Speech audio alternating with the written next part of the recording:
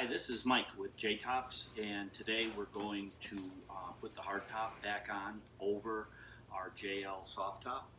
As you can see, we've got it backed into the garage and it's up on its hoist right now. So what we're going to do is we're just going to put the hardtop back into position, and then in just a minute we'll go ahead and shift our camera up to the front of the Jeep so that we can see how we put the freedom panels back on. So the top is on under the Jeep, under the top, and completely put on the back part of the Jeep. I'm just going to raise up and drop it into position. We've just done these simple hoist that's going to keep it up and off the Jeep. And pick it back up and drop it. The great part about the hardtop on the new JL is it is incredibly light. So we can actually just do this ourselves. Just drop it into position. You see how it just lays right back down onto the Jeep. Now I'm going to cross in front of the camera and come over here and do the other side. And we'll just drop it into position. And now we're completely off of our hooks, and the top is laid into position. And as you can see, no part of the JTop JL shade top is touching anywhere on the inside of the Jeep. And put the bolts that are on down the side, and we'll take them out from the back. And I recommend, if you don't have these, to get these little finger bolts. You can get them on Amazon, and they're about 10 bucks, and it makes it really simple to just drop these in and then go ahead and screw them into place. Hey, before we get to the freedom panel portion, let me just give you an idea of what it looks like up underneath the top here. And you can see that we've got room all the way around and down through the door channels there for your top to sit underneath the hard top. So this top is going to sit here. It's going to store nice and neat, and it's going to be ready for your next top off experience. Again, and we've got the Jeep outside, and we're going to put the freedom panels on. And if you notice, the flanges are right here, and we're going to take the doors. I just have them set in the front seat here for now. First thing we have to do is we have to take our strip that goes along the front edge here, and then what we want to do is we want to fold it back, and we want to put it right here on the edge of this solid rod, and that's going to keep the whole thing nice and flat, nice and tight. And then when we get onto the inside, you'll see how this is going to give us access, but you want to make sure that you're just folded it back to the edge right here of the rod that runs across.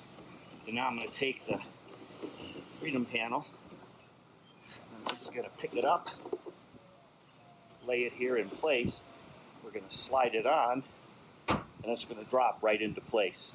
So now I'm going to run around the other side, and we're going to put it on. So that's fit under the flanges, and we're ready to button up the front here, but let's put that other panel on. Okay, so now on this side, you see we've got the strip laid back. It's real simple to do. This is going to be a little tricky here so that I don't get in the way of the camera.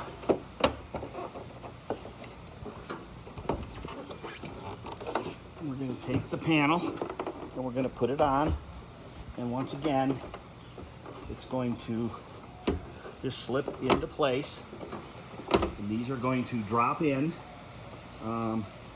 if I have the latch clip back. So it's just going to drop into place. You see it drop down. It's on all the way around, and it's fit down onto the channels. Now what we're going to do is we're going to go back onto the inside. I'll reposition the camera, and you'll be able to see how we can latch all the latches from the inside.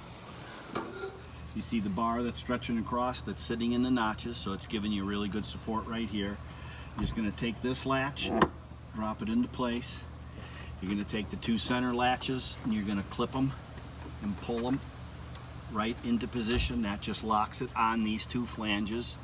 Then we're going to take this edge, we're going to lock it down. I'm going to push that back up, Let's put this back into place and then just slide your finger across there and you see it's just nice and flat and kind of covers up all the edges in there, so it looks really custom on the inside. There's no gaps around the front edge, there's no gaps around the back centers. You take the latches that are here on the side and I just take my hand, take my finger and just give it a slight push and it just, you see it just pops right into place. These are really easy to close on the sides. You just take your finger, you take it and you just push it and it just pops it right into position. So now it's locked on that side. You come to the back latches, you just flip these with your fingers, same thing as well. Just take it, push it, turn it, and you hear it just pops right into position. And then you can do the same thing here. I can put my finger up through the hole and I just do the lazy way and I just kind of push it and it just popped right there, just popped right on, and now that flange is solid against the top. You can take your finger and put it in there and make sure that they're butt up against each edge. Now the top is on, the freedom panels are on, everything's locked down into position. There's no sagging across this middle. Actually, we have a little extra headroom because our bar raises this up, so it gives you a little extra headroom. The competition, their tops kind of stretch right across here, so you're going to probably lose another inch, at least another inch of headroom. So that's putting on the freedom panels. That's putting the shade on into position. You can see everything, the tri-glides, all the straps are all pushed into place. You're ready to go. It's just that simple. I mean, the whole process of putting the freedom panels on takes roughly, that took 5 minutes. Putting the shade on takes between 5 and 8 minutes. Lowering the top down from my hoist in the garage takes another 5 minutes. So it's very simple. No extra pieces, no extra parts, no lowering the windshield, no extra nubs, and we're good to go.